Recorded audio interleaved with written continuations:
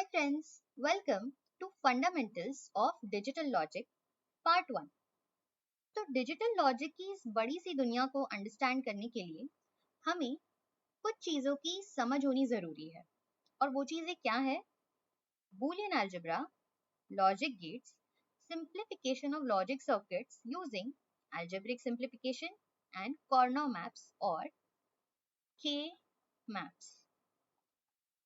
तो चलिए सबसे पहले देख लेते हैं बूलियन अलजेब्रा।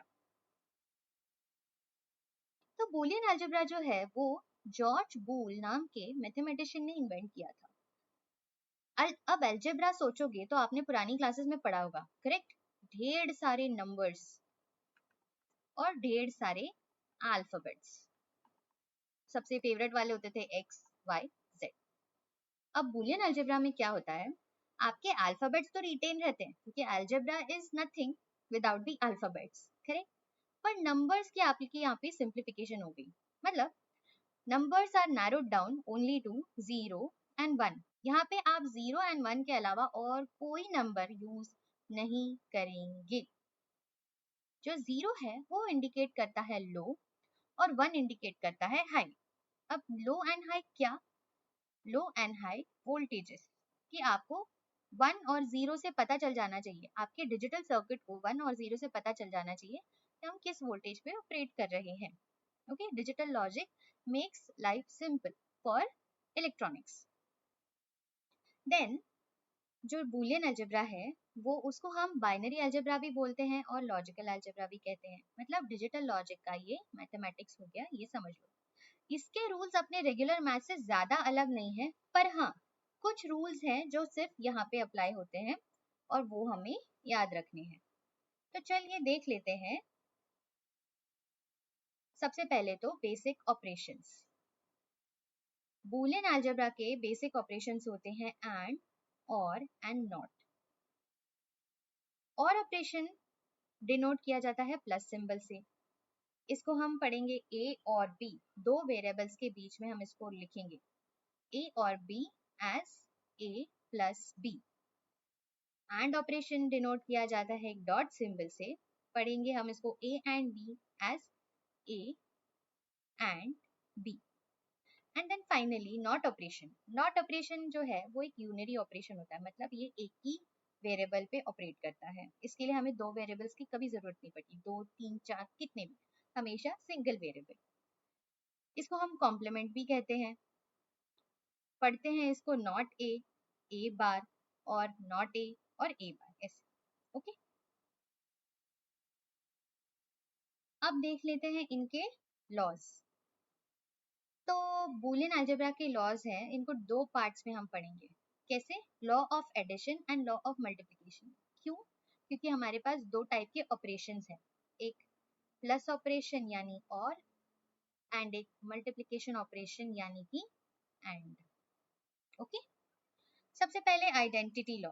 आइडेंटिटी लॉ मतलब क्या कि ऐसे नंबर्स ऐड करने पे कि वेरिएबल की जो भी वैल्यू है वो रिटेन रहे, उसको हम कहेंगे आइडेंटिटी लॉ, कि उसकी आइडेंटिटी मेंटेन हो गई। तो जब एडिशन में आप जीरो ऐड करोगे किसी भी वेरिएबल के साथ, तभी वेरिएबल की वैल्यू रिटेन करेगी, करेक्ट? कुछ भी आप जीरो से ऐड करो, वन को जीरो से ऐड करो वन, टू को जीरो से ऐड करो टू, राइट? और मल्टीप्लीकेशन में आइडेंटिटी कब मेंटेन रहेगी? कि जब आप उसको वन से मल्टीप्लाई करो, two into one two, three into one three, correct? ऐसे। मैं अभी नंबर्स आपको एग्जाम्पल के लिए दे रही हूँ, पर बूलियन अलजेब्रा में we only use one and zero.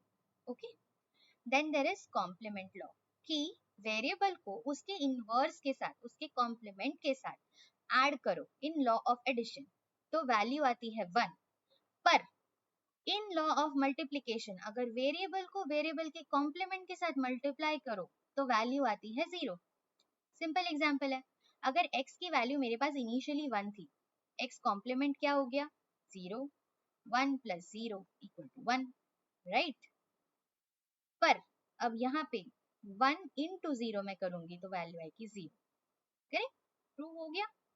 Then there is idempotent law. अब आइडेम्पोटेंट मतलब क्या? कॉम्प्लीमेंट का उल्टा, कि आप इसको कॉम्प्लीमेंट से ऐड नहीं करेंगे, आप उसको सेम वैल्यू से ऐड करेंगे। कि मेरे पास वैल्यू 1 है तो मैं उसको 1 से ही ऐड करूंगी, वैल्यू 0 है तो मैं 0 से ही ऐड करूंगी in law of addition.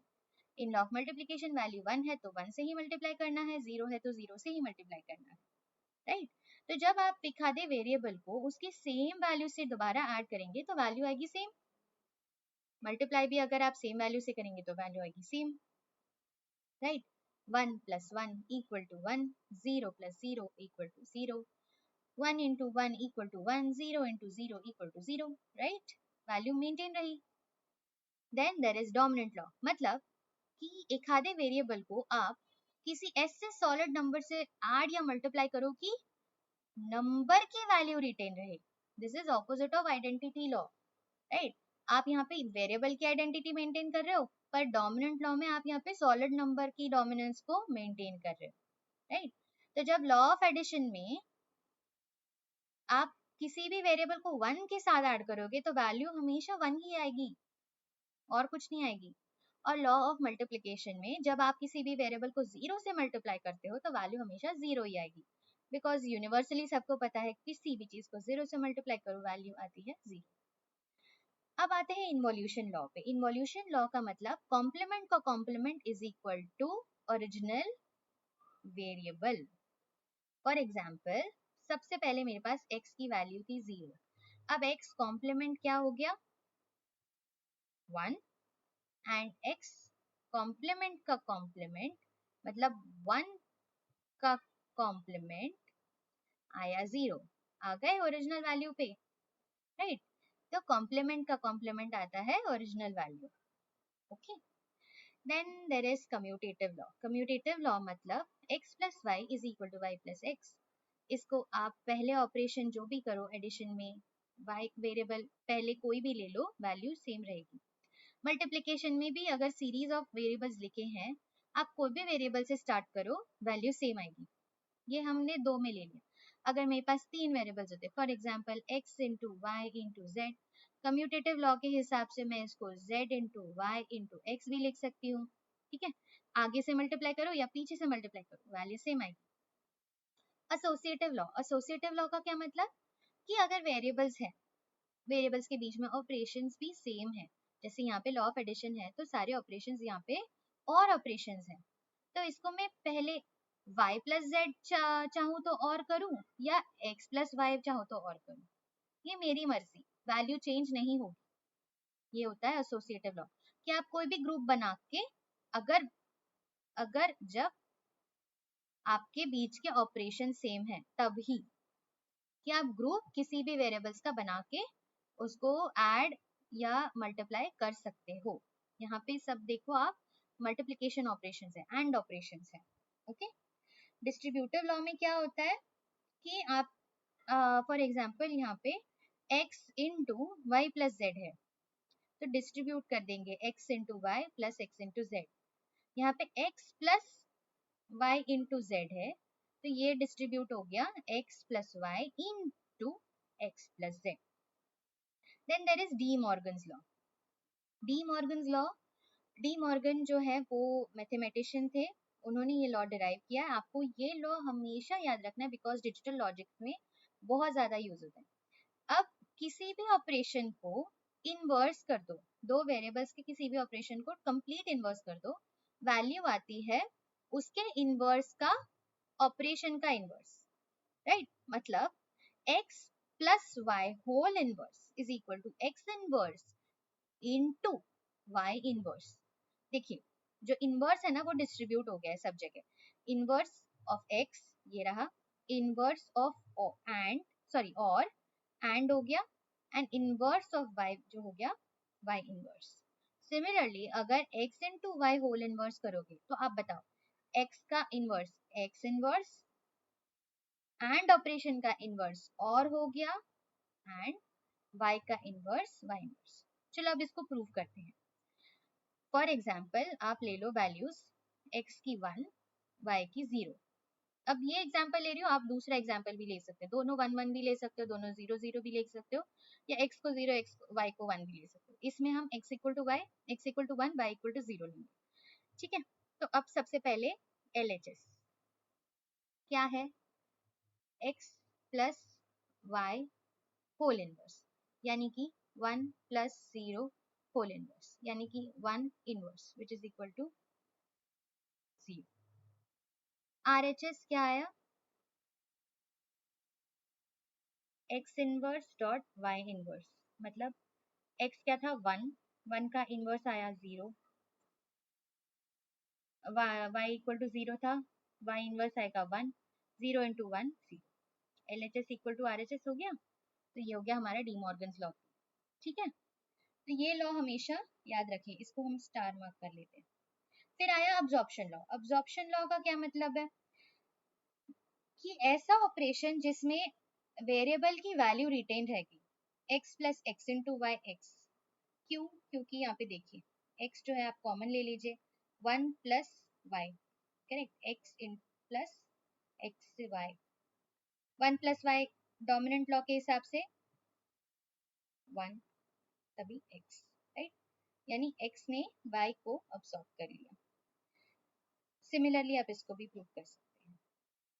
Okay, ये लॉज बहुत ही सिंपल है, आप इसको बैठ के अच्छे से समझ के अंडरस्टैंड कीजिए, आप कुछ भी भूलेंगे नहीं। ओके, हमारे नेक्स्ट टॉपिक पे, दैट इज लॉजिक गेट्स।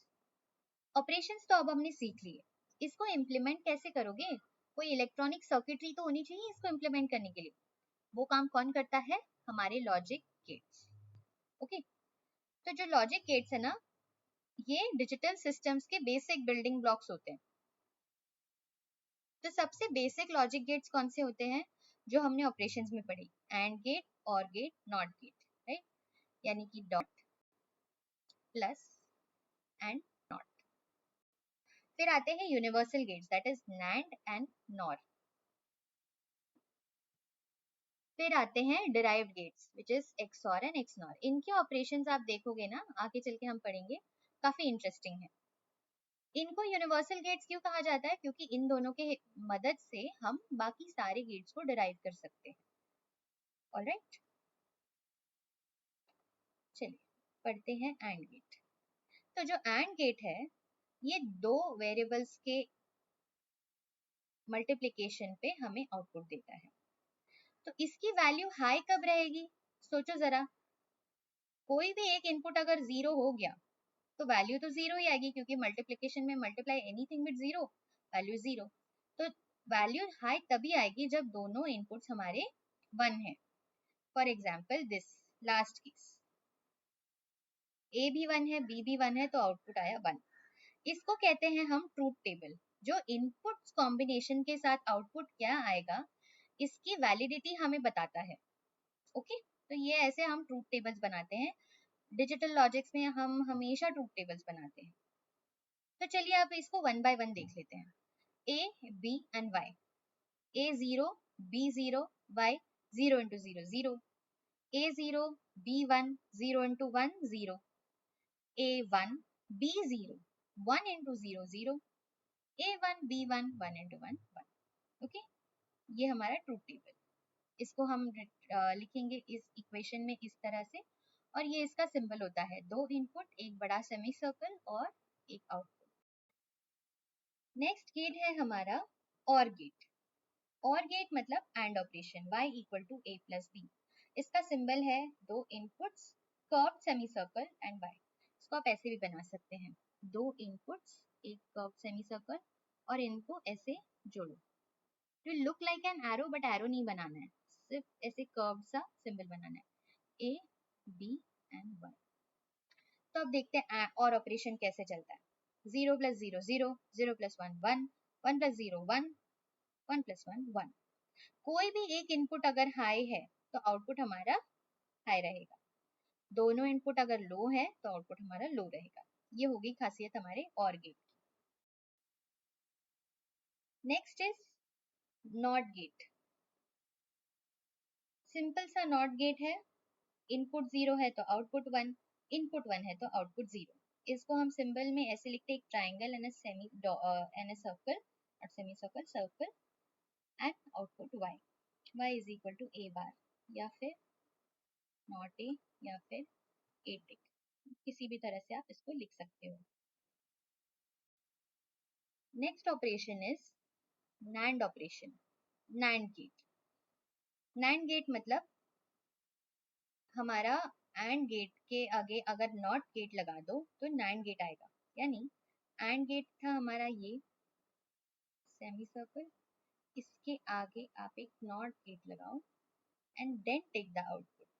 तो for example this is A, this is B, this is A into B and this will be A into B whole bar, correct? तो y is equal to A into B whole bar, यहाँ से ये आया।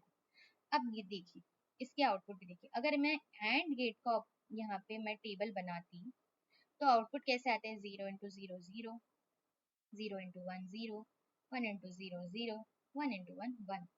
But इसको not कर देंगे हम, correct, इसको इन्वर्ट कर देंगे तो क्या आएगा, 0 का ऑपोजिट 1, 0 का ऑपोजिट 1, 0 का ऑपोजिट 1, 1 का ऑपोजिट 0, मैचिंग,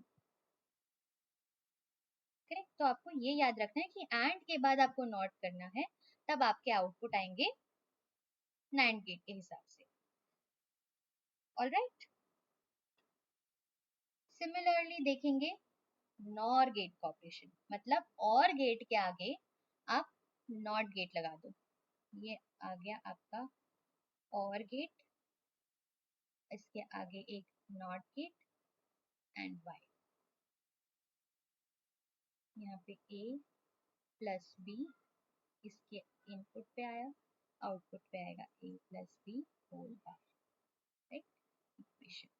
तो अगर यहाँ पे मैं और गेट का आउटपुट लिखती, सिंपल से बताओ मुझे, 0 plus 0 0, 0 plus 1 1, 1 plus 0 1, 1 plus 1 1, but just because not gate आगे लगा है, राइट, तो इसके इनवर्स कर देंगे हम 1 0 0 0, तो आउटपुट आया हमारा ये।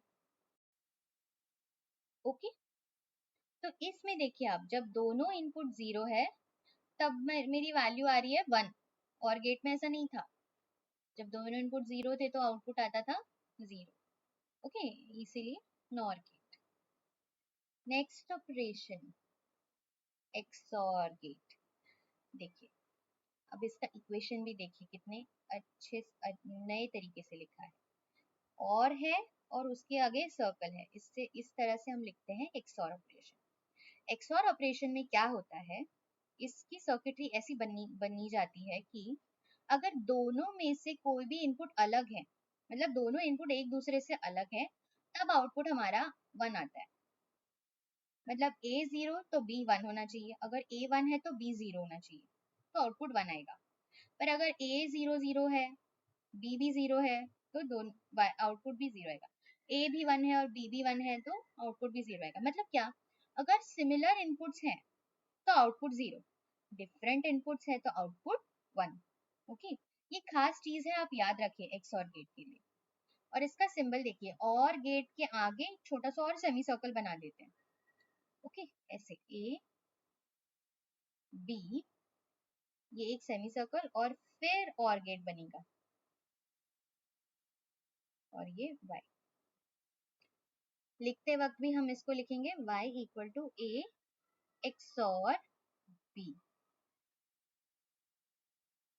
नेक्स्ट इज XNOR गेट, यानी कि XOR के आगे क्या लगेगा बताइए, नॉट गेट। तो ये सिंपल करके हम ऐसे दो दो गेट्स तो हमेशा नहीं बना सकते ना, इसलिए ऐसे। अब अगर XOR गेट में दोनों इनपुट्स अलग होने पे आउटपुट हाई आता था, तो XNOR गेट में क्या होगा, दोनों इनपुट्स सेम होने पे आउटपुट हाई आएगा। समझे? और इसका इक्वेशन भी हम ऐसे लिखेंगे, A XOR B होल बार।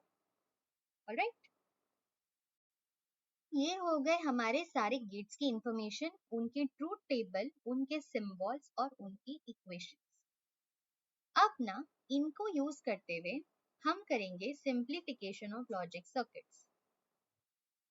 पर उससे पहले हमें एक चीज जरूरी है समझनी, जो है अंडरस्टैंडिंग इनपुट्स एंड आउटपुट्स। अब ये 0 1 0 1 तो हमने बहुत कर लिया, पर कितने इनपुट्स देने हैं, उसके कितने आउटपुट आएंगे, ये हमें कैसे पता चलेगा। तो इसका ना एक रूल होता है, number of possible input states is equal to 2 to the power of number of inputs। ठीक है, इनपुट नंबर ऑफ स्टेट्स जो है, ये देखो आप इतने सारे इनपुट स्टेट्स होते हैं, ये किस पे डिपेंडेंट करता है, जो हमारे नंबर ऑफ इनपुट्स है, ये नंबर ऑफ इनपुट्स यहाँ पे 4 है, यहाँ पे 3 है, हमारे गेट्स में 2 थे, इसको हम जब 2 to the power of number of inputs करेंगे उतने नंबर ऑफ हमारे स्टेट्स बनेंगे। जैसे कि अगर मेरे पास एक ही इनपुट है, ओके, मैं इनपुट लिख देती हूँ यहाँ पे, मेरे पास एक ही इनपुट है, तो 2 to the power of 1 मतलब 2 नंबर ऑफ इनपुट स्टेट्स बनेंगे। करेक्ट, मतलब क्या कि मेरा वेरिएबल है ए, तो इसके इनपुट स्टेट्स क्या आएंगे, 0 and 1। ओके, अगर मेरे पास 2 इनपुट वेरिएबल्स है ए एंड बी, जैसे हमारे गेट्स में थे, तो मेरे नंबर ऑफ इनपुट स्टेट्स कैसे बनेंगे, 2 to the power of 2 which is equal to 4 input states, correct, which is A and B। तो कॉम्बिनेशन क्या बनेगा, 0 0 0 1 1 0 1 1। ओके, अब फॉर एग्जांपल मेरे पास 3 इनपुट्स हैं, A B C, तो 2 to the power of 3 यानी कि 8 इनपुट स्टेट्स। फॉर एग्जांपल इस टेबल को देखिए, A B C 2 to the power of 3 8 input states हैं। ये कितने हैं इनपुट स्टेट्स, 1 2 3 4 5 6 7 8। ओके, पर इसको बूलियन अलजेब्रा में लिखते हुए हम इसको कैसे लिखेंगे, zeroth state, first state, second, third, fourth, fifth, sixth and seventh. 1 से स्टार्ट करें तो 8 तक का काउंटिंग है, पर बूलियन अलजेब्रा में या डिजिटल लॉजिक में हमारी काउंटिंग हमेशा 0 से स्टार्ट होती है। ओके, और ये हमेशा 0 TH ST ND RD TH लिखने की जरूरत नहीं है, ये अभी अंडरस्टैंडिंग पर्पस के लिए मैंने लिखा, राइट। तो अब ना मैं एक आपको चीज दिखाती हूँ कि इनपुट कॉम्बिनेशन, अब तो पता चल गया हमको स्टेट्स कितने होते हैं, पर हम इसको लिखेंगे कैसे, इसका सिंप्लीफाइड ले, ये आप याद कैसे रखोगे कि कौन से स्टेट पे कौन सा आएगा, आपको इसको गड़बड़ नहीं करनी है, ये कॉम्बिनेशन हमेशा ऐसे ही चलते हैं, 0 0 0 0 0 1 0 1 0 0 1 1 1 0 0, ये ऐसे ही चलते हैं, पर इसको लिखोगे कैसे आप। ओके, तो ये मैं आपको दिखा देती हूँ। तो हमारे पास इनपुट्स कितने थे, 3, नंबर ऑफ स्टेट्स कितने बनेंगे,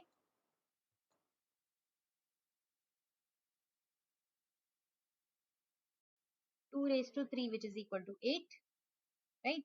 तो अब ना एक नंबर ऑफ स्टेट का कॉलम बना लेते हैं, फिर input sorry A B and सी।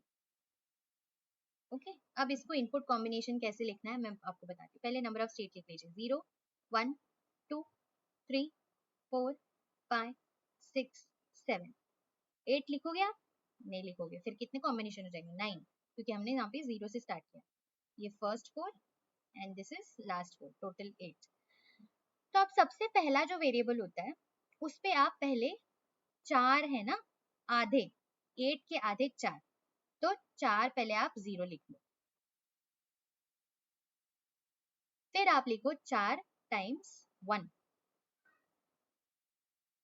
अब बी ले लो, बी में क्या करोगे आप, इन 4 के हाफ को 0 लिखोगे, यानी कि 2 0 फिर 2 1। अब इन 4 का कॉम्बिनेशन हो गया, इसके आगे आपको 2 0 2 1 इसे लिखना, and then last C.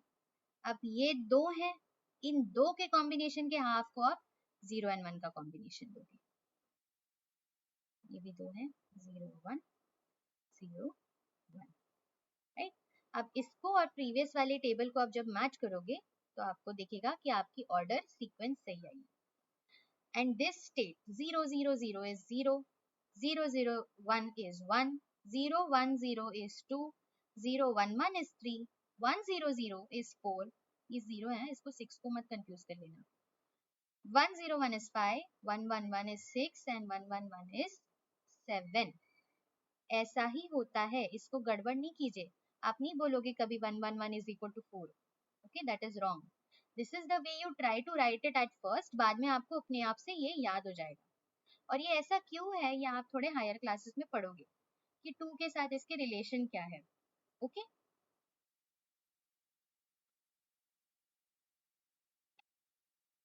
Alright. वैसे ही अगर आपके पास नंबर ऑफ इनपुट स्टेट्स 4 हैं तो 2 रेज टू 4 कितना होगा, 16. तो आपके 16 कॉम्बिनेशन बनेंगे. ये देखिए यहाँ पे.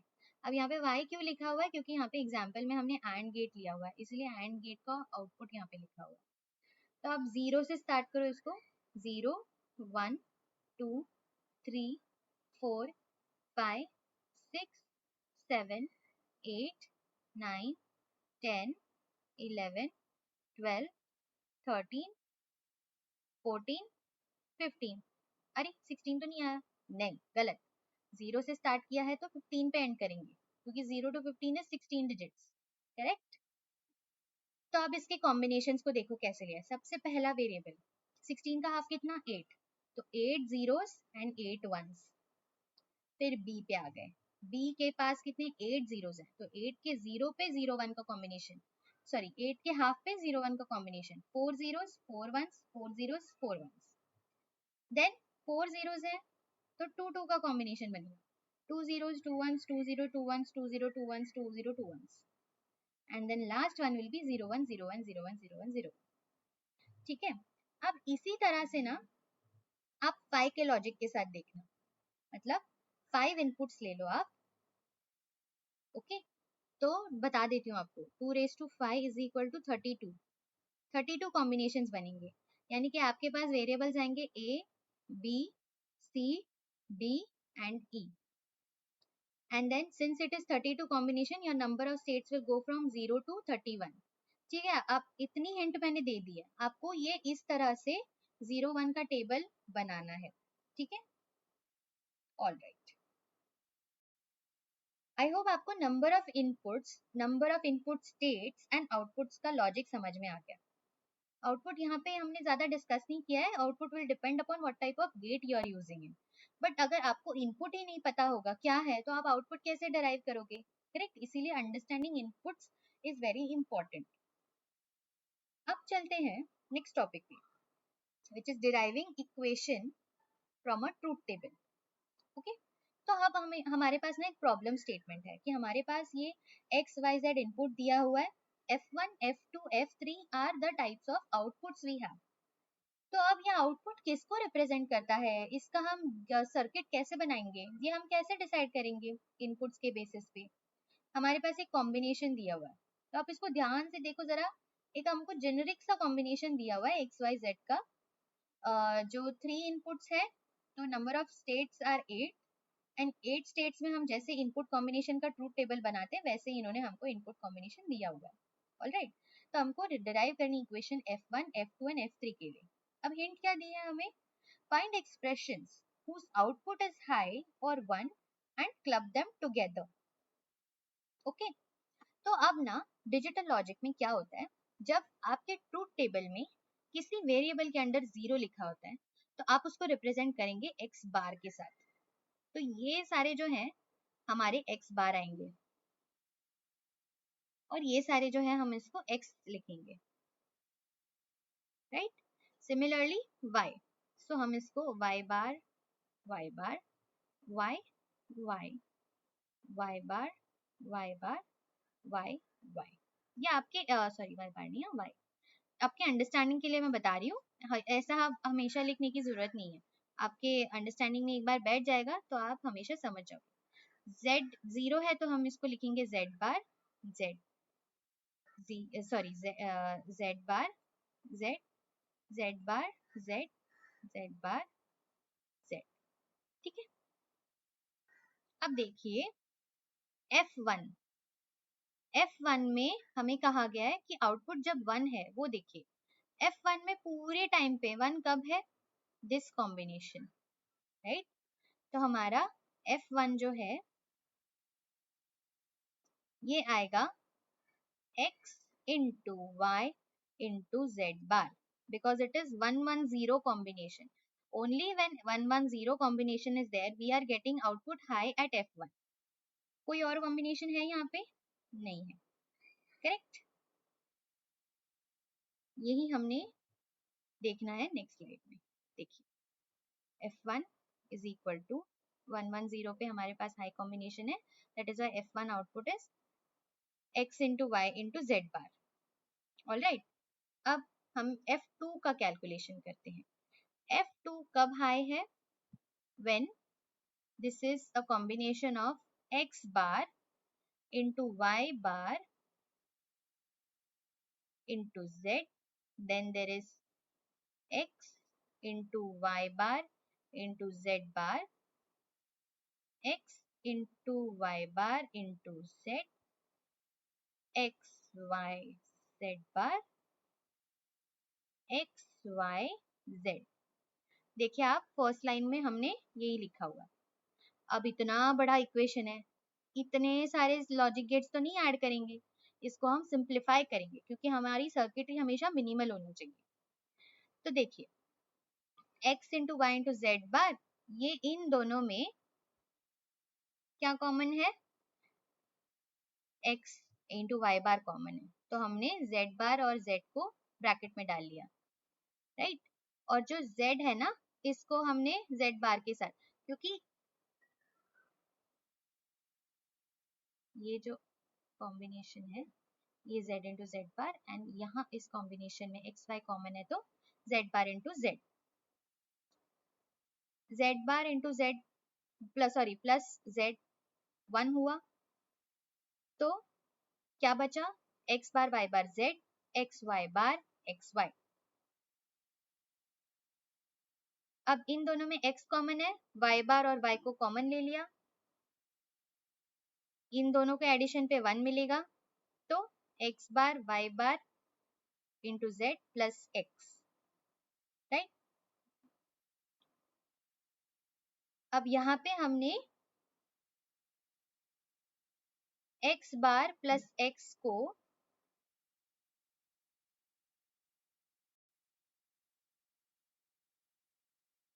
यहाँ ना आपको डिस्ट्रीब्यूटिव लॉ लगाना है, ठीक है? x को आपको, ये देखिए आप ये यहाँ पे और ऑपरेशन है ना, तो ये और ऑपरेशन को डिस्ट्रीब्यूट कर देना है, तो ये कैसे लिखेंगे? x बार प्लस x, ये एक x हमने इसको डिस्ट्रीब्यूट कर दिया और इसको हम एक साथ रखेंगे, multiply y bar z plus x।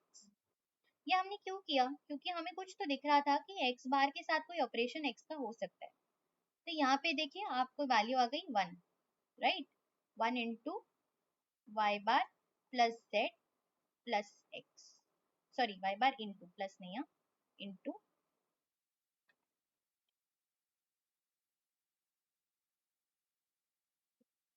तो वैल्यू आ गई हमारी ये y bar into z plus x, right? तो जितना आप इसको सिंप्लीफाई कर सकेंगे, आप देखिए अभी यहाँ पे आप इसको यहीं पे छोड़ देते तो आपको x के साथ एक और नॉट ऑपरेशन करके उसको मल्टीप्लाई भी करना पड़ता। अब हमारे पास क्या क्या ऑपरेशन है? सिर्फ y को नॉट करना है, दोनों को ऐड करना है और फिर एक एक और ऑपरेशन करना है। तो यहाँ पे टोटल 3 ऑपरेशन यूज हो रहे हैं, पर यहाँ पे 5 ऑपरेशन यूज हो रहे हैं, इसलिए हमने इसको और ज्यादा सिंप्लीफाई कर दिया यहाँ पे। ऑलराइट, अब चलते हैं नेक्स्ट स्लाइड पे, मतलब F3 का आउटपुट। F3 का आउटपुट कब आएगा? जब हमारे पास Z, हाँ सॉरी Z बार, पर यहाँ पे 1 नहीं है, F3 1 है, this this this this, 4 input combination पे हमारे पास F3 हाई है, तो आएगा x bar y bar plus sorry z plus x bar y z plus 1 sorry x y bar z bar x y bar z, right, ये लिखा है। आप चाहो तो थोड़ा सा इसको पॉज कर लीजिए वीडियो को, और फिर आप खुद से इसको सिंप्लीफाई करने की कोशिश कीजिए। ऑलराइट, पर आपके साथ मैं ये सॉल्व कर लेती हूँ फिर अभी। अगर आपने इसको सॉल्व कर लिया तो आप चेक कर सकते हैं। इसमें सिंप्लीफाई करने के लिए अब देखिए, पहले दो क्लबिंग में कुछ हो सकता है। x बार दिख रहा है, y बार y है, z हमें दिख रहा है। तो हम x बार z को कॉमन लेके y bar plus y bracket में लिख लेंगे। तो ये दोनों हमने क्लब कर लिए। फिर प्लस, अब यहाँ पे कुछ कॉमन दिख रहा है हमें, दिख रहा है x है, y बार है और z बार ऑपोजिट है। तो यहाँ पे हम x into y bar common ले लेंगे, z bar plus z, then simplify this, x bar z plus x y bar, ये हमारा आया F3 का आउटपुट। ओके, इसको मैंने प्रॉपर फॉर्मेट में लिखा है, आप देख लीजिए। राइट,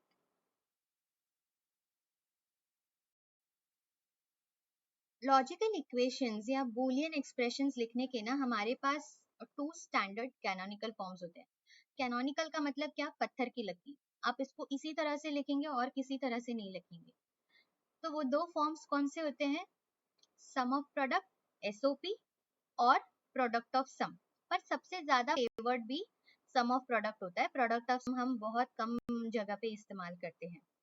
सम ऑफ प्रोडक्ट नाम से ही पता चल रहा होगा, सम ऑफ प्रोडक्ट्स मतलब बहुत सारे मल्टीप्लिकेशंस का एडिशन।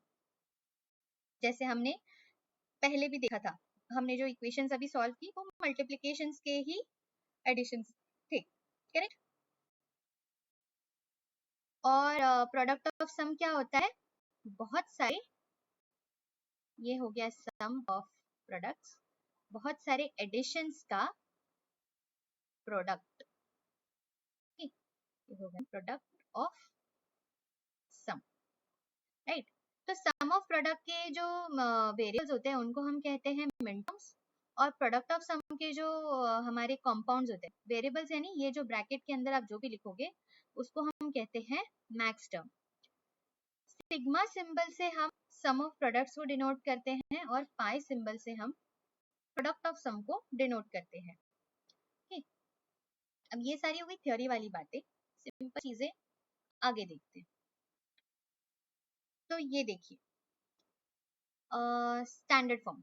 ओके, अब सिंपल हमारा एक टू वेरिएबल का ट्रूथ टेबल ले लो, कॉम्बिनेशन है 0 0 1 1 0 1 0, राइट, मैंने आपको लिखना सिखाया है।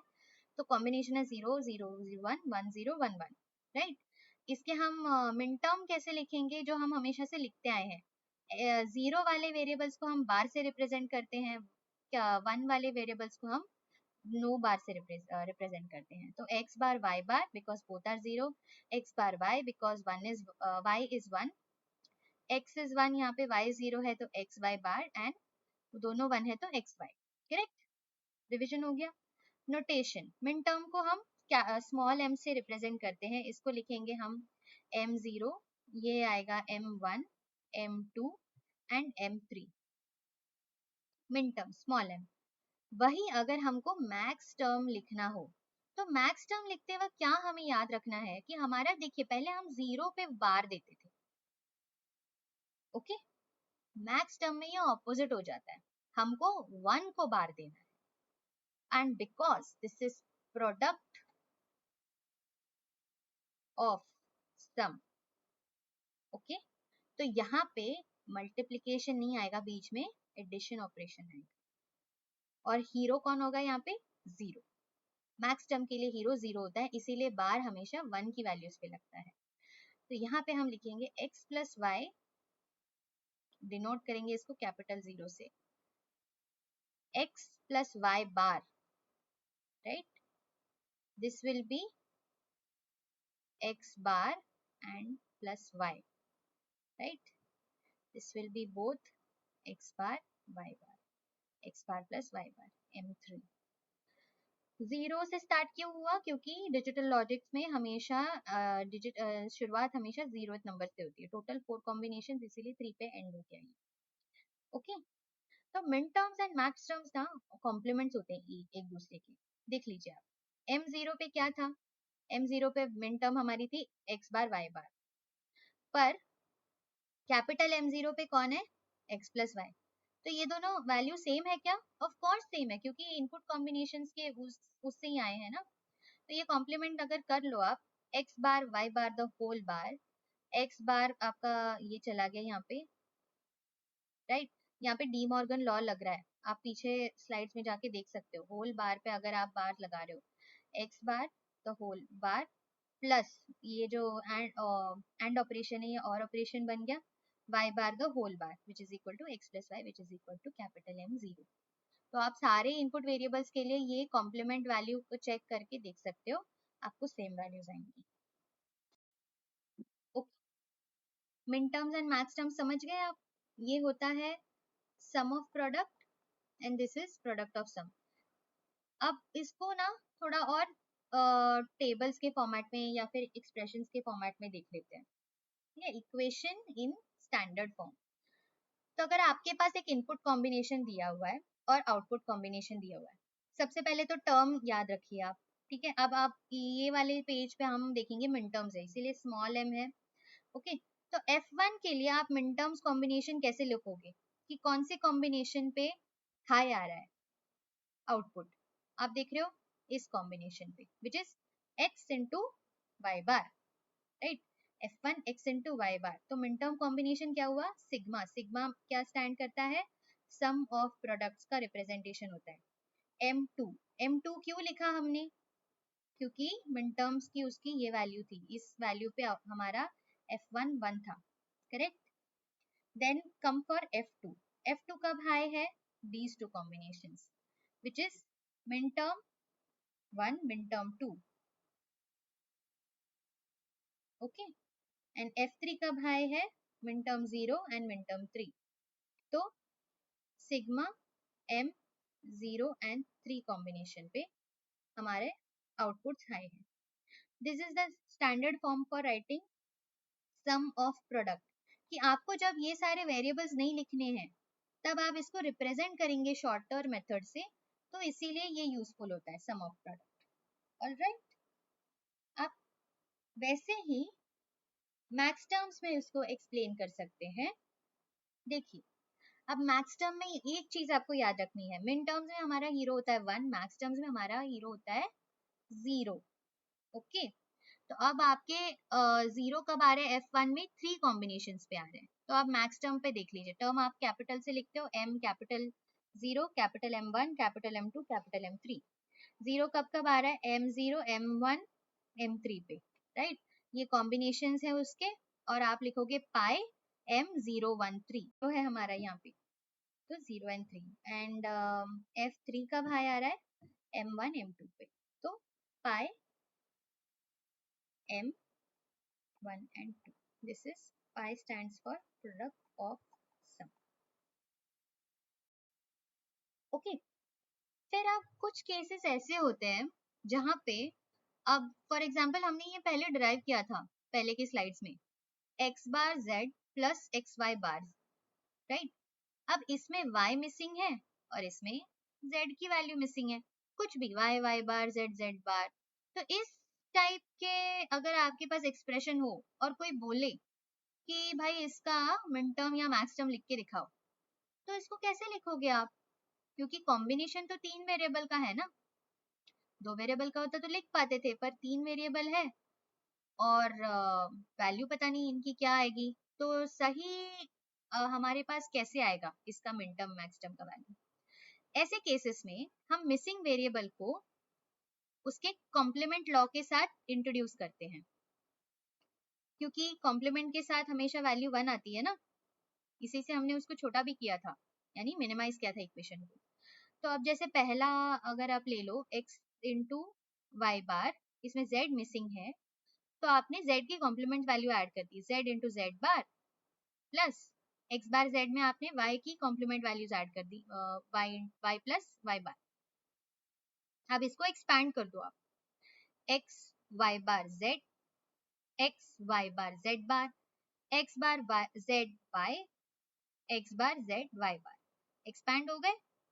अब इन कॉम्बिनेशंस में ये कहाँ कहाँ बैठते हैं आप इसको देख लो। आप ट्रूथ टेबल बनाओ इस तरह से, 3 वेरिएबल्स का, और ये कॉम्बिनेशंस पे आप 1 लिख दो, राइट। तो x y bar z, y बार चाहिए, y बार यहाँ पे है, ये रहा x y बार z, ये कॉम्बिनेशन। फिर x y bar z bar, x y bar z बार, ये कॉम्बिनेशन, राइट।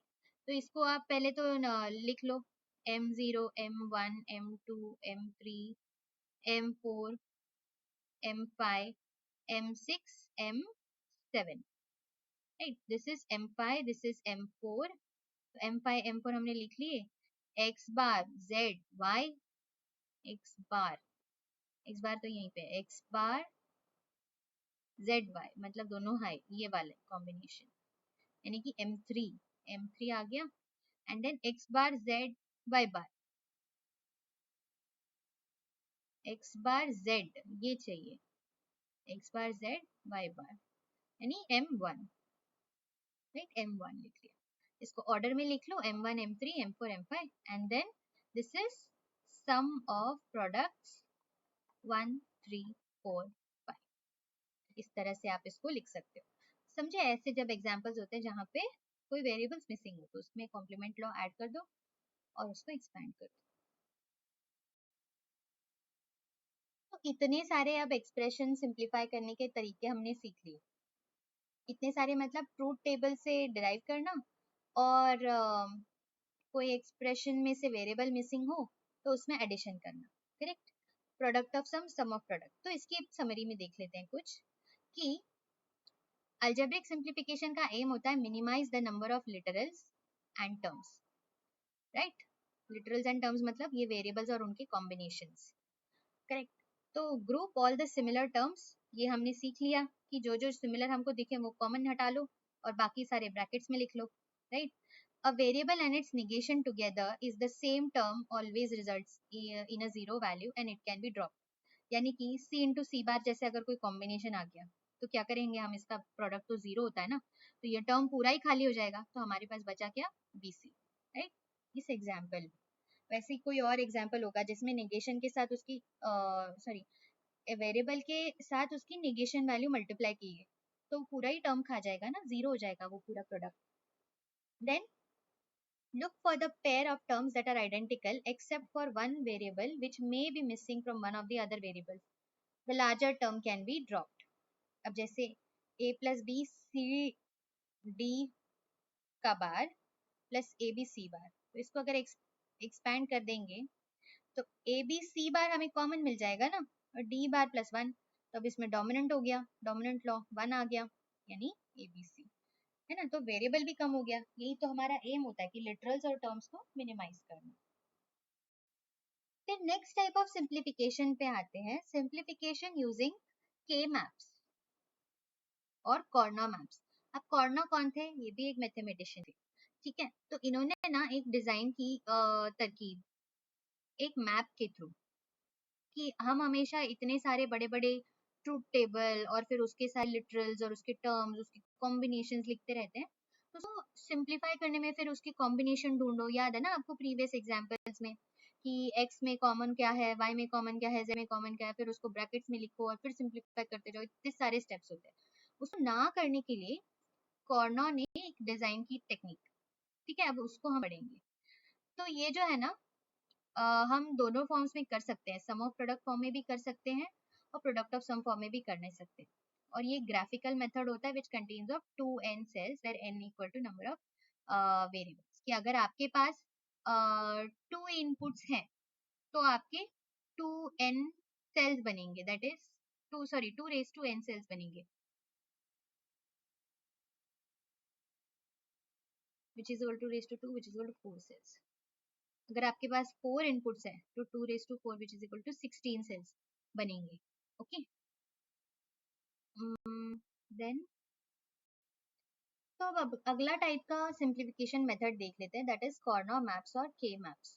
तो कॉर्नर भी एक मैथमेटिशियन थे जिन्होंने ये डिजाइन की थी टेक्निक, क्योंकि आप देखो याद रहेगा आपको कि प्रीवियस स्लाइड्स में हमने देखा था हम बहुत सारे एक्सप्रेशन लिख लेते हैं, फिर एक्स वाई जेड कौन सा कॉमन है उसको हटाओ, फिर बीच में जो अनकॉमन है उसको ब्रैकेट में लिखो, फिर उसको और सिंप्लीफाई करने की तरकीबें ढूंढो. ये सब झंझट हम जब जैसे जैसे बड़े होते जाते हैं ना हमारे जो ये नंबर ऑफ इनपुट्स, तो ये थोड़ा सा ट्रिकी हो जाता है, कॉम्प्लेक्स हो जाता है. तो इसको हटाने के लिए के मैप वाली डिवाइस उन्होंने इन्वेंट की थी. तो ये ग्राफिकल मेथड होता है, उसमें ना ऐसे ग्राफ बनता है और नंबर ऑफ सेल्स बनते हैं. तो वो सेल्स किस पे डिपेंडेंट होते हैं, 2 raise to n, where n equal to number of variables. Okay. और ये हम दोनों फॉर्म में कर सकते हैं, सम ऑफ प्रोडक्ट और प्रोडक्ट ऑफ सम, पर हमेशा यूजुअली हम ये फर्स्ट मेथड प्रेफर करते हैं. तो अब देखते हैं आगे इसको ग्रुपिंग और इसके सेल्स बनते कैसे हैं. तो फॉर एग्जाम्पल अगर हमारे पास दो वेरिएबल्स हैं तो नंबर ऑफ सेल, तो जो मैप है ये ऐसे बनेगा, 2 raise to 2 which is equal to 4. तो 4 सेल्स होने चाहिए. तो आप देखिए 1 2 3 4, 4 सेल्स बने. ये बना कैसे, आप पहले एक लाइन खींचो स्लैंटिंग और यहाँ पे एक बॉक्स बना लो और इसको डिवाइड करो कि हमें 4 सेल्स आने चाहिए. इसमें हम ना इन 0 1 के कॉम्बिनेशन ऐसे लिखेंगे कि side by side horizontally and vertically 0 1 opposite alternate होना चाहिए. 0 1 0 1 ऑल्टरनेट हो गया, 1 हो गया 0 1. ठीक है. एंड देन एक साइड पे हम लिखेंगे एक इनपुट, दूसरे साइड पे हम लिखेंगे दूसरा input A B. So 0 will represent A bar, 1 will represent A. Small यहाँ पे this 0 will represent B bar and this 1 will represent B. यही हमने लिखा है. तो सम ऑफ प्रोडक्ट के कॉम्बिनेशन में आप देखिए दिस विल बी 0 0 है ना कॉम्बिनेशन, तो ए बार बी बार 0 0 का कॉम्बिनेशन, राइट. वैसे ही 0 ए बार बी का कॉम्बिनेशन, ये ए बार बी, ए बार बी कौन है, ये वाला, ये कॉम्बिनेशन आ गया. फिर ए बी बार, ए बी बार कौन है, ये कॉम्बिनेशन आ गया. And then A B. So 0 1 2 3 कौन, min term m0 m1 m2 m3. उसी तरह से प्रोडक्ट ऑफ सम का भी आप लिख सकते हो. ओके. इस तरह से हमें बनाना है के मैप. ये सिंपल सा 2 by 2 का के मैप हो गया because our number of input variables वर 2.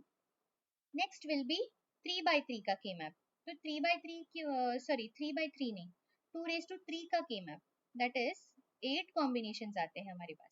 तो ये हमने ऐसा एक बॉक्स बना लिया, उसको हम ऐसे डिवाइड करेंगे कि हमारे पास 8 कॉम्बिनेशंस आए. तो ये हो गए 4 एंड देन इसको मिडिल से पार्ट कर लिया. This is how we make 8. तो अब आप यहाँ पे देखिए, यहाँ पे सिर्फ दो 0 और 1 ही लिख सकते हो आप, करेक्ट. 0 1 लिख सकते हो, यहाँ पे एक ही वेरिएबल आएगा, तो बाकी दो वेरिएबल आप यहाँ लिखोगे बी सी. और इस पे हॉरिजॉन्टली आपके कॉम्बिनेशन ऐसे लिखने हैं, both should be alternating. For example आपने 0 0 से शुरुआत की, तो एक डिजिट तो एटलीस्ट ऑल्टरनेट होना चाहिए नेक्स्ट में, 0 1. ओके. अब यहाँ पे आप 1 0 क्यों नहीं लिखोगे, क्योंकि it will look like same. Okay. इसीलिए यहाँ पे आप एक ही डिजिट ऑल्टरनेट होना चाहिए. देखिए 1 0 मैंने लिखा तो दोनों डिजिट ऑल्टर्न हो गए, 0 से 1 हो गया, 1 से 0 हो गया. तो ये हमें एक्सेप्टेबल नहीं है कॉम्बिनेशन. इसीलिए इसको हम मिटा के क्या लिखेंगे, 1 1, because C is 1 only B got alternated, and then we will write 1 0 the remaining combination. तो अब ये मिन टर्म कैसे लिखेंगे आप, इसको आप यहाँ पे पढ़ सकते हो, कंपेयर कर सकते हो. मैं यहाँ पे आपको मिन टर्म दिखा देती हूँ. 0 1 3 2, ये 3 2 क्यों हुआ, ये 3 क्यों है बताइए. ये कॉम्बिनेशन कौन है, ए बार बी सी, ए बार बी सी. ठीक है, M3 आ गया, right. Because we have written b c combination on the third window, इसीलिए यहाँ पे ये 3 आ गया. And then it will be 2. तो 0 1 3 2, then it will start from 4. 4 क्यों, because it is A b bar c bar, a b bar c bar 4 है, तो ये 4 से स्टार्ट हुआ, 5 6, 6 कहाँ है, 6 यहाँ है, and then 7, right, because this is A B C. इसको प्रॉपरली आप याद रखिए, ये थोड़ा सा कॉम्प्लेक्स है शुरुआत में समझने के लिए। इसका कॉम्बिनेशन सिर्फ इस वाले पोर्शन में ऑल्टर होता है, बाकी सब जगह सेम रहेगा। जहां जहां हम के मैप बनाते हैं, जैसे जैसे बड़ा बड़ा बनाते हैं, वैसे ही आपको हर जैसे हॉरिजॉन्टली या वर्टिकली चेंज होता है, तो एक बिट की वैल्यू चेंज होनी चाहिए। के मैप का बस एक रूल है, आप इसको ब्लाइंडली ऐसे नहीं लिख सकते थे 0 0 0 1 1 0 1 1 जो नॉर्मल कॉम्बिनेशन होता है, ऐसे नहीं। इसमें यही एक ट्रिक है जो सबसे खास है, और इसी वजह से वो सिंप्लीफिकेशन इजी होता है। Okay, then next combination 4 by 4 का कॉम्बिनेशन। क्यों? क्योंकि 4 इनपुट्स है, 2 इक्वल टू 16, तो हमको 16 सेल्स चाहिए, तो हमने एक बड़ा सा बॉक्स बना लिया, इसमें 16 डिवाइड कर लिए, 1 2 3 4, 4 बॉक्स आ गए, 1 2 3 4, ये 4 बॉक्सेस आ गए। ओके, दो इनपुट्स हम इस तरफ लिखेंगे, दो इनपुट्स हम इस तरफ लिखेंगे, राइट। और फिर अब 0 1 का कॉम्बिनेशन देखिए, starting with AB 0 0 0 1 1 1, because only one bit should alter। कौन ऑल्टर हुआ यहाँ पे? B सेम है, A ऑल्टर हो गया, एंड देन रिमेनिंग कॉम्बिनेशन वैसे ही C पे 0 0 0 1 1 1 1 0, राइट। अब इसके मिन टर्म के कॉम्बिनेशन देखिए, 0 1 3 2 4 5 7 6 12, 12 कहाँ से आया ये बताओ? क्योंकि यहाँ पे 1 1 है, इसीलिए 6 के बाद आप डायरेक्टली 7 पे जाके 8 यहाँ से स्टार्ट करोगे, 8 9 10 11, then 11 is here, so remaining number is 12 13 14 15। शुरुआत में ना एक सिर्फ खाली टेबल बना के ये इनपुट कॉम्बिनेशंस लिखो, इनपुट के नंबर्स लिखो, और मिन टर्म कौन सा कहाँ आएगा ये आप लिखिए। ओके, आपके साथ एक बार प्रैक्टिस कर लेते हो, आप मेरे साथ ये प्रैक्टिस कीजिए। एक टेबल बनाया, 4 बाय 4 का ही कर लेते हैं, सबसे मैक्सिमम वाला वही है फिलहाल आपको सिलेबस में, और पूछते भी वही है, ठीक है। आप 16 टेबल्स बना लो नोटबुक में, राइट, एंड देन दिस, ये रहा। ओके, हमारे कॉम्बिनेशंस कहते हैं A B C D, right. तो 0 0 0 1 1 1 1 0 0 0 0 1 1 1 1 0। ये ऐसे इसीलिए लिखते हैं क्योंकि इससे सिंप्लीफिकेशन इजी हो जाता है, इसीलिए तो उन्होंने डिराइव की थी ना। अगर सीधा सीधा मैप बनाना होता तो इतना क्या मजा था इसमें। एक बार सीख जाओगे ना तो इसमें बहुत मजा आएगा। ओके, तो अब सबसे पहले देखिए, मिन टर्म्स लिखने हैं आपको। मिन टर्म्स कहाँ से लिखने? M0 से M15 तक, because this is 16 bit combination, sorry 4 bit combination for 16 type of input states. So यहाँ से स्टार्ट करेंगे, M0 M1 M2 यहाँ आएगा, फिर M3, देन नेक्स्ट। ये तो सिंपल है ना, एक के बाद एक ही चला जाता है। प्रॉब्लम सिर्फ हमको थर्ड वाले में है, इसीलिए हमको यहाँ पे थोड़ा सा ट्रिक याद रखनी। तो आप चाहो तो ऐसे इसको स्लाइटली मार्क कर देना, ओके, कि ये थोड़ा सा अलग दिखेगा। फिर यहाँ पे आएगा M4 M5 M6 M7, right. अब 8 कहाँ आएगा? 8 विल बी दिस, बिकॉज 10 के 01 के बाद में 10 कॉम्बिनेशन ये आता है, right. So 8 will be this, M8 M9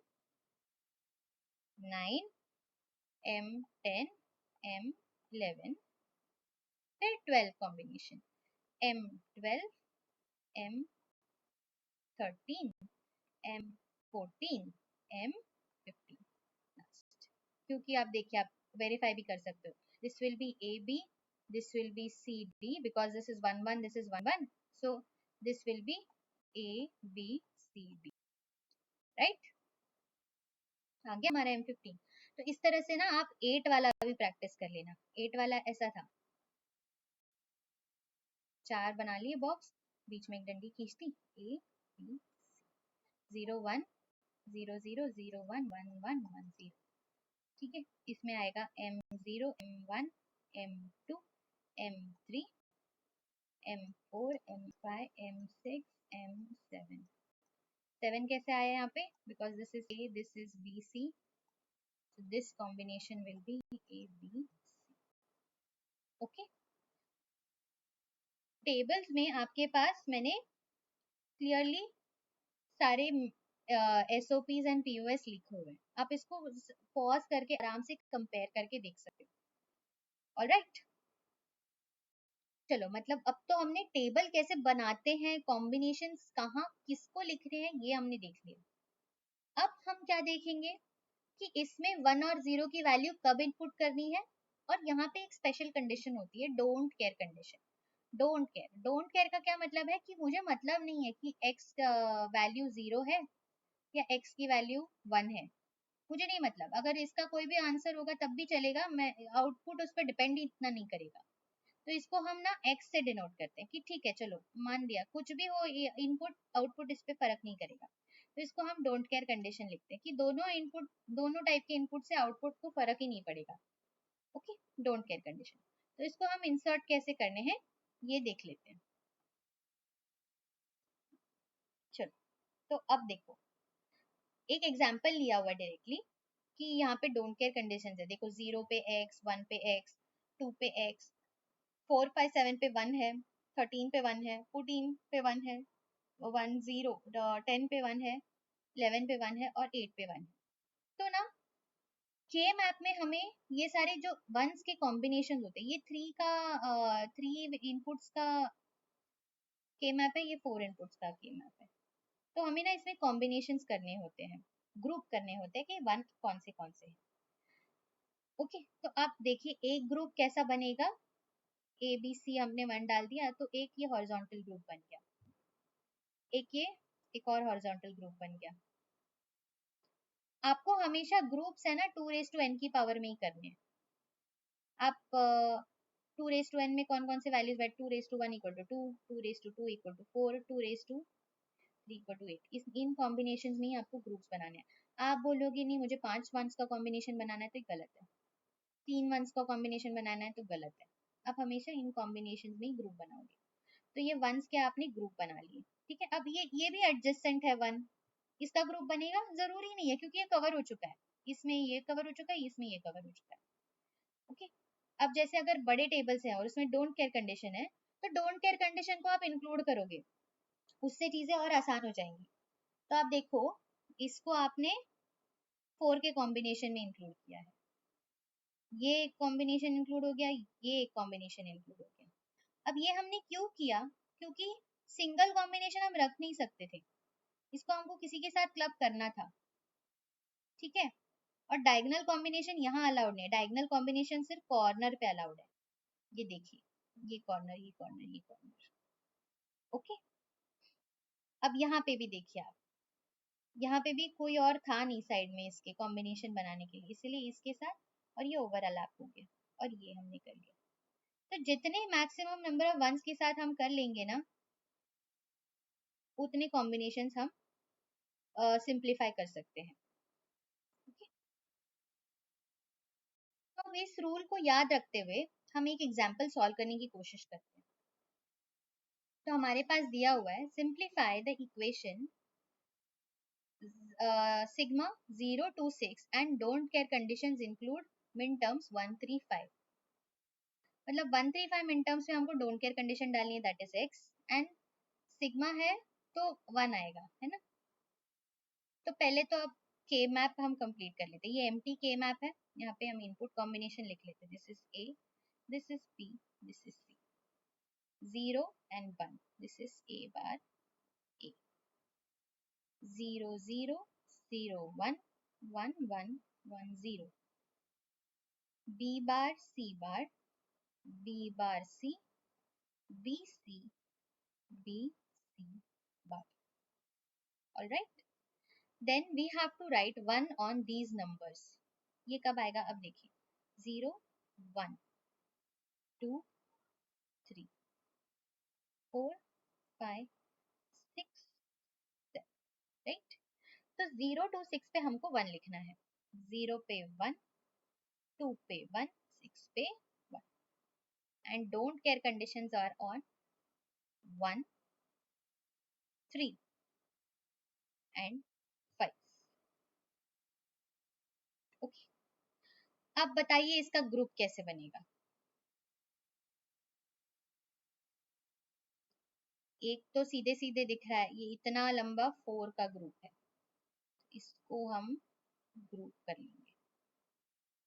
अब बचा x बार और 1, तो इसमें से हम प्रायोरिटी किसको देंगे, ऑफ कोर्स 1 को देंगे।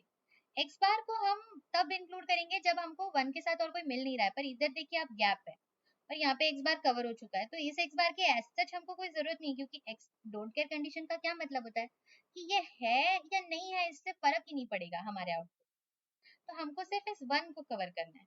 एक कॉम्बिनेशन हम बना लेंगे। तो अब देखिए कॉम्बिनेशन बनाने के बाद आउटपुट क्या आएगा हमारा, अब देखिए अब ये सारे वैल्यूज जो है ना ये कैंसिल हो गए एक दूसरे के साथ। क्यों, क्योंकि अब ये सिर्फ a बार है and then we have what, we have all these, right. देख लो आप, मैं दिखाती हूँ आपको ये कैंसिल कैसे होते हैं। b बार c बार प्लस b बार c plus bc plus bc बार, अब इसमें प्लस ये एक और कॉम्बिनेशन है ना हमारे पास, तो ये कॉम्बिनेशन क्या है, a बार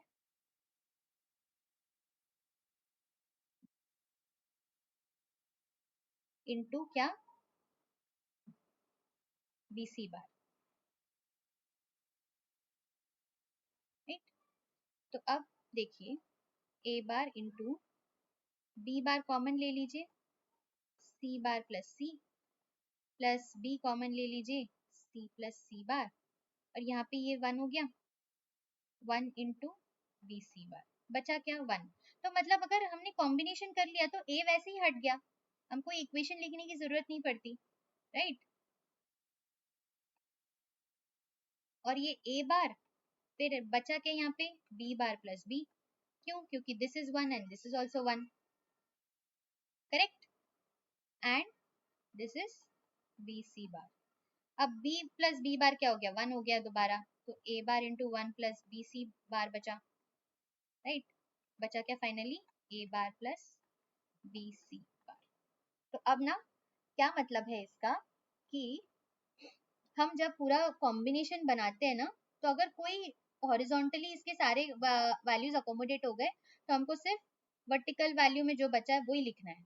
जैसे यहाँ पे देखिए पूरा का ग्रुप बन गया, तो ये सारे वेरिएबल्स एक दूसरे से कट हो गए, एक दूसरे को ऑब्जॉर्व कर लिए, तो बचा क्या सिर्फ ए बार। अब यहाँ पे देखिए ए बार को दोनों को ऑब्जॉर्व कर लिया, बचा क्या सिर्फ बी सी बार, राइट। तो हमारा फाइनल वैल्यू ये, हमको ये सारी चीजें करने की जरूरत ही नहीं पड़ती। ये आपको फर्स्ट अंडरस्टैंडिंग है, इसलिए मैंने आपको इतना एग्जाम्पल लंबा बताया। फॉर एग्जाम्पल अगर हमने ये जो प्रीवियस एक स्लाइड में देखा हुआ एग्जाम्पल ले लिए, तो इसके आउटपुट हम कैसे लिखेंगे, इसके कॉम्बिनेशन ऑलरेडी बने हुए हैं, ठीक है, हमने डिस्कस भी किया, पर अभी आपके पास इक्वेशन नहीं, आपके पास डायरेक्टली टेबल है, कॉम्बिनेशन बने हुए, तो आप वन बाय वन हम एक एक टेबल देख लेते हैं। This is first table, this is second, this is third, this is fourth, this is fifth, and this diagonal, ये जो सारे diagonals हैं ये sixth है, ओके। तो 6 combinations हमें यहाँ पे लिखने हैं। तो फर्स्ट में देख लीजिए, ये देखिए ये कॉम्बिनेशन, ये आया a bar b bar, a bar b, a b bar, ये बचे c bar d bar, c bar d, c d bar, ठीक है। अब ना ये कॉम्प्लीमेंट वाले जो होते हैं ना, जो सेम रहते हैं उसको सेम रहने देंगे, जो कॉम्प्लीमेंट वाला है वो हट जाएगा। ये कॉम्बिनेशन में देखिए ए सेम है, सॉरी ए बार सेम है, बी बार हटेगा यहाँ से, क्योंकि हमने देखा था प्रीवियस एग्जाम्पल से b प्लस बी बार यहाँ पे 1 हो जाएगा, करेक्ट। तो हम यहाँ पे सिर्फ पहले फर्स्ट के लिए लिखेंगे a bar into C D भी तो लिखना है, तो सी डी में कौन बचा, c बार बच जाता है, डी बार कैंसिल हो जाएगा, राइट। So c bar. Then second term, second table में कौन है, देखिए यहाँ पे कौन कट हो रहा है, दो वेरिएबल्स में से d कॉमन है, यहाँ पे c बार कैंसिल हो जाएगा, कैंसिल यानी उसकी एडिशन 1 हो जाएगी। और ये यहाँ पे कोई चेंज होगा, बिकॉज ओनली सेकेंड टेबल में सिर्फ हॉरिजॉन्टली यही कवर्ड है, तो ये दोनों सेम रहेंगे इंटैक्ट। ऐसे कैसे, a बार b, और यहाँ पे हमने डिस्कस किया था क्या बचा, d, right. Then third combination, third combination is this. So now tell me कौन बचेगा, यहाँ पे क्या बचा, सेम, b सेम बचा, a बार 1 हो जाएगा, राइट। तो b into c bar d, right. फिर फोर्थ कॉम्बिनेशन, फोर्थ कॉम्बिनेशन में क्या है,